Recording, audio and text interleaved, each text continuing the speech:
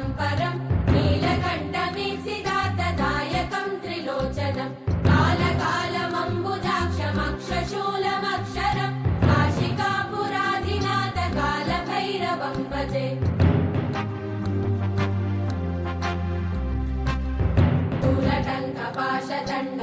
शूलटङ्कपाशदण्डपाणिमादिकारणं श्यामकायमादिदेवमक्षरं निरामयं भीमविक्रमं प्रभुं विचित्रताण्डवप्रियं काशिकापुराधिनाथकालभैरवं भजे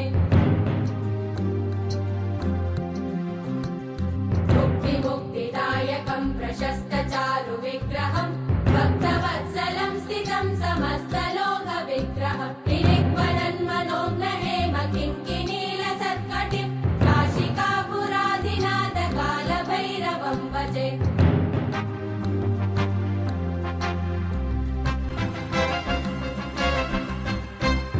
धर्मसेतुपालकं त्वधर्ममार्गनाशकं कर्मपाशमोचकं सुशर्मदायकं विभुं स्वर्णवर्णशेषपाशशोभिताङ्गमण्डलं काशिकापुराधिनाथकालभैरवं भजे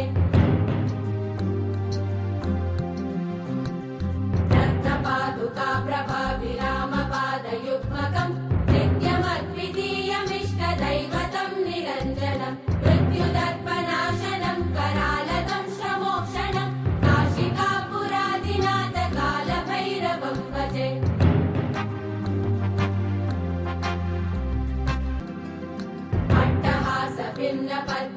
अट्टहासभिन्नपद्मजाण्डकोशसन्तति दृष्टिपातनष्टपापजालमुग्रशासनम् अष्टसिद्धिदायकं कपालमालिकन्दरं काशिकापुराधिनाथकालभैरवं भजे भूतसङ्गनायकं विशालकीर्तिदायकं काशीवासलोकपुण्यपापशोधकं विभुं नीतिमार्गकोविदं पुरातनं जगत्पतिं काशिकापुराधिनाथकालभैरवं भजे कालभैरवाष्टकं पठन्ति ये मनोहरं ज्ञानमुक्तिसाधनं विचित्रपुण्यवर्धनं शोकमोहदैन्यलोभकोपतापनाशनं ते प्रयान्ति कालभैरवाङ्घ्रिसन्निधिं ध्रुवं काशिकापुराधिनाथकालभैरवं भजे काशिकापुराधिनाथकालभैरवं भजे कालभैरवं भजे कालभैरवं भजे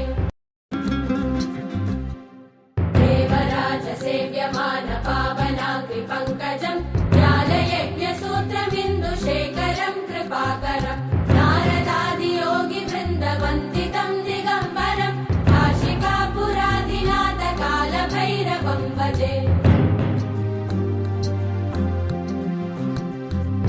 भानुकोटिभास्वरं भवाब्धितारकं परं नीलकण्ठमीप्सितार्थदायकं त्रिलोचनं कालकालमम्बुजाक्षमक्षशूलमक्षरं काशिकापुराधिनाथकालभैरवं भजे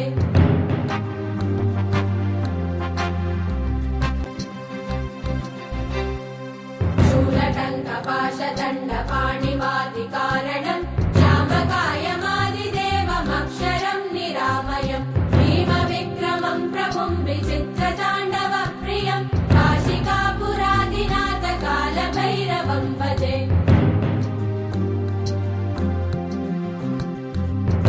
मुक्तिदायकं प्रशस्तचारुविग्रहं भक्तवत्सलं स्थितं समस्तलोकविग्रहं निरिक्वलन्मनोज्ञहेम किङ्किणीलसत्कटिं काशिकापुराधिनाथकालभैरवं भजे धर्मसेतुपालकं त्वधर्ममार्गनाशकं कर्मपाशमोचकं सुशर्मदायकं विभुं स्वर्णवर्णशेषपाशशोभिताङ्गमण्डलं काशिकापुराधिनाथकालभैरवं भजे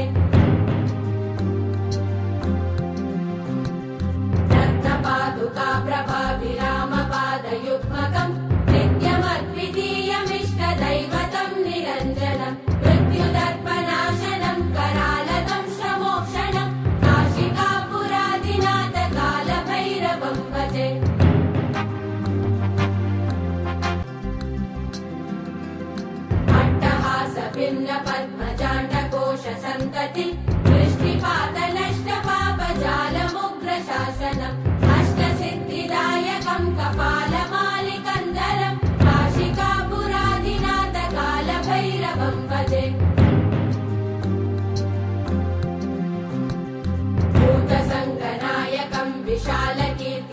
नायकं काशीवासलोकपुण्यपापशोधकं विभुं नीतिमार्गकोविदं पुरातनं जगत्पतिं काशिकापुराधिनाथ कालभैरवं भजे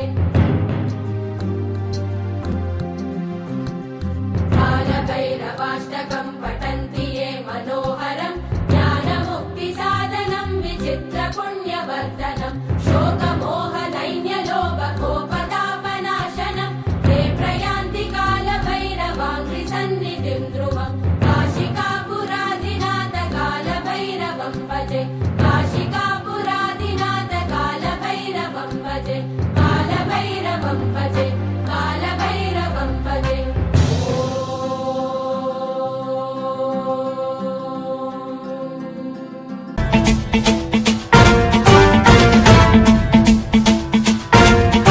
जटाटवी गलज्जल प्रवाह पावितस्थले कलेवलम्ब्यलम्बितां भुजङ्गतुङ्गमालिकान्तवड्डमड्डमड्डमन्निनादवड्डमर्वयं चकार चण्डताण्डवं तनोतु नः शिव शिवम्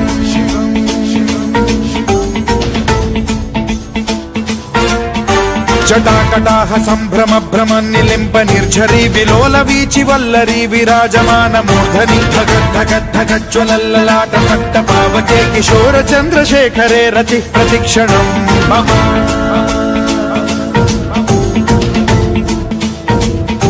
धराधरेन्द्र नन्दिनी विलास बन्धु बन्धुरस्फुरद्दिगन्त सन्तति प्रमोदमान मानसे कृपा कटाक्ष धोरणी निरुद्ध दुर्धरापदि क्वचिद्दिगम्बरे मनो विनोदमेतु वस्तुनि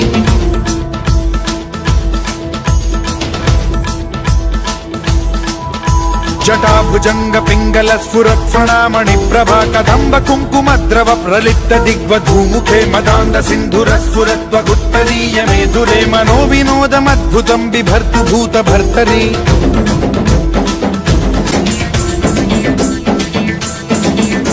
सहस्रलोचन प्रभृत्य शेषलेख शेखर प्रसून धूलि धोरणी विधूसराघ्रिपीठ भूभुजंग राजमालया निबद्ध जाट जूटक श्रियै चिराय जायतां चकोर बन्धु शेखरः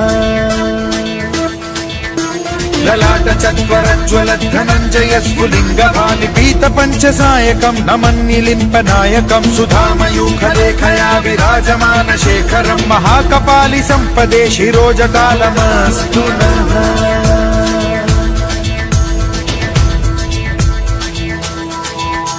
कराल भाल पट्टिका धगद्धगद्धगज्ज्वल धनञ्जयाहुतीकृत प्रचण्ड पञ्चसायके धराधरेन्द्र नन्दिनी कुचाग्र चित्रपत्रक प्रकल्पनैक शिल्पिनी त्रिलोचने रतिर्मम नवीन मेघमण्डली निरुद्ध दुर्धर स्फुर कुहूनि शीथिनी तमः प्रबन्ध बद्ध कन्धरः निलिम्प निर्झरीधरस्तनोतु कृत्ति सिन्धुरः कलानिधान बन्धुरः श्रियं जगद्धुरन्धरः प्रफुल्ल नील पंकज प्रपंच कालिम प्रभावलंबि कंठ कंदली रुचि प्रबद्ध कंधरं स्मरच्छिदं पुरच्छिदं भवच्छिदं मथच्छिदं गजच्छिदान्धकच्छिदं तमन्तकच्छिदं भजे अखर्व सर्व मंगला कला कदम्ब मंजरी रस प्रवाह माधुरी विजृंभणा मधुव्रतं स्मरान्तकं पुरान्तकं भवान्तकं मखान्तकं गजान्तकान्धकान्तकं तमन्तकान्तकं भजे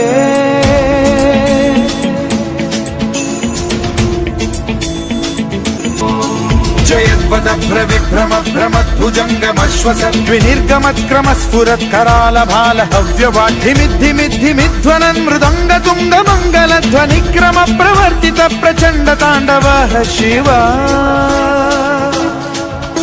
स्पृशद्विचित्र कल्पयोर्भुजङ्ग मौक्तिकत्रजो गरिष्ठ रत्नलोष्टयो गुरुद्विपक्ष पक्षयो कृष्णारविन्द चक्षुषो प्रजामही महेन्द्रयो समप्रवृत्ति कदा सदा शिवं भजाम्यहम् కదా నిలింప నిర్జరీ నికుంజకోటరేవ సద్విముక్త దుర్మతిः సదా శిరస్థమంజలిం వహన్ విముక్తలోలలోచనో లలామ బాల లగ్న శివేతి మంత్రముచ్చరన్ కదా సుఖీ భవామ్యహం.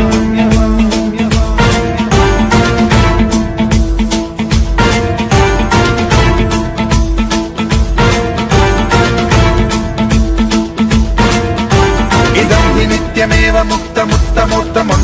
పఠన్ స్మరన్ బ్రువన్నరో విశుద్ధినేతి సంతతం హరే గురౌ సుభక్తిమాశు యాతి నాన్యథా గతిం విమోహనం హి దేహినాం సుశంకరస్య చింత విమోహనం హి దేహినాం సుశంకరస్య చింత విమోహనం హి దేహినాం సుశంకరస్య చింత.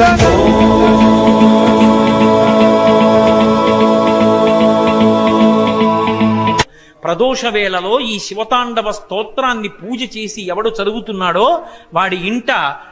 యశంభుభూజనమిదం పఠతి ప్రదోషే తస్య స్థిరాం రథ గజేంద్ర తురంగయుక్తాం. పెద్ద పెద్ద ఏనుగులు గుర్రాలు మొదలైనటువంటివి వీధిలో నిలబడి ఘీంకారం చేస్తూ ఉండగా అపారమైనటువంటి ఐశ్వర్యంతో తొలతూగేటటువంటి వాడవుతాడు ఈ తాండవ స్తోత్రం చదివినవాడు అన్నారు. అంత గొప్ప సంధ్యాతాండవం చేస్తూ ఉంటాడు ఆయన. అందుకే పరమశివుని యొక్క సంధ్యాతాండవానికి అంత శక్తి. జటాటవీ గలజ్జల ప్రవాహ పావితస్థలే కలేవలంబ్యలంబితాం భుజంగతుంగమాలికాంతమడ్డమడ్డమడ్డమన్నినాదవడ్డమర్వయం చకార చండ తాండవం తనోతు నః శివ శివం.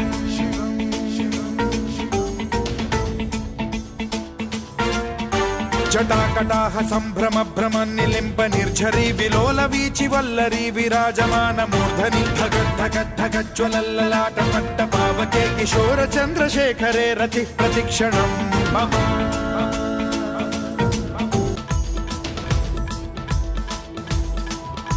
జటాభుజంగ పింగళ స్ఫురత్ ప్రణామణి ప్రభా కదంబ కుంకుమద్రవ ప్రలిప్త దిగ్వధూముఖే మదాంద సింధుర స్ఫురత్వగుత్తరీయ మేధురే మనో వినోదమద్భుతం బిభర్తు భూత భర్తరి. సహస్రలోచన ప్రభృత్య శేషలేఖ శేఖర ప్రసూన ధూళి ధోరణి విధూసరాఘ్రి పీఠభూ భుజంగరాజమాలయా నిబద్ధ జాట జూటక శ్రియై చిరాయ జాయతాం చకోర బంధు శేఖర. లలాట చత్వరజ్వల ధనంజయ స్ఫులింగ భాని పీత పంచసాయకం నమన్నిలింప నాయకం సుధామయూఖలేఖయా విరాజమాన శేఖరం మహాకపాలి సంపదే శిరోజటాలమస్తు నః.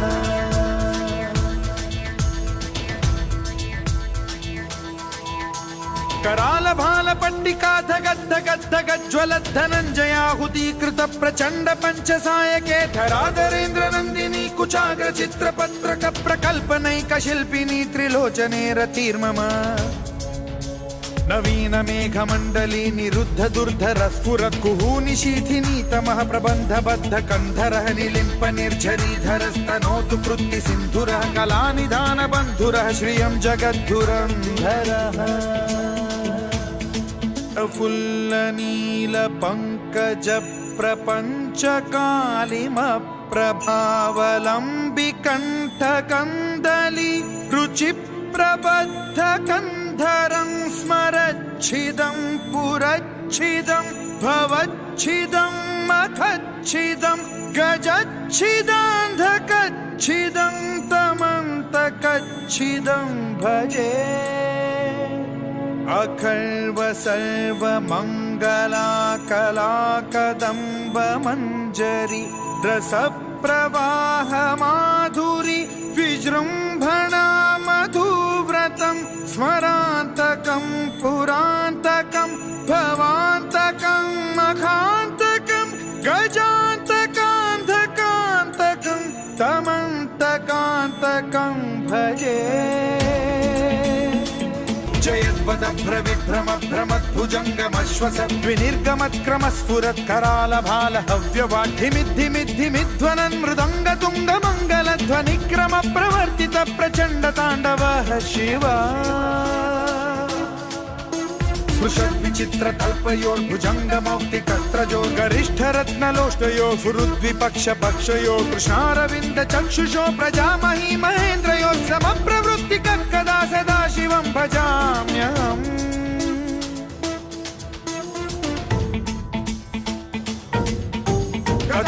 निलिम्प निर्झरी निकुञ्ज कोटरे वसन् विमुक्त दुर्मतिः सदा शिरस्थमञ्जलिं वहन् विमुक्तलोललोचनो ललाम भाललग्नकः शिवेति मन्त्रमुच्चरन् कदा सुखी भवाम्यहम् इदं हि नित्यमेव मुक्तमुत्तमोत्तमं स्तवं पठन् स्मरन् ब्रुवन्नरो विशुद्धिमेति सन्ततं हरे गुरौ सुभक्तिमाशु याति नान्यथा गतिं विमोहनं हि देहिनां सुशङ्करस्य विमोहनं हि देहिनां सुशङ्करस्य विमोहनं हि देहिनां सुशङ्करस्य चिन्तनम्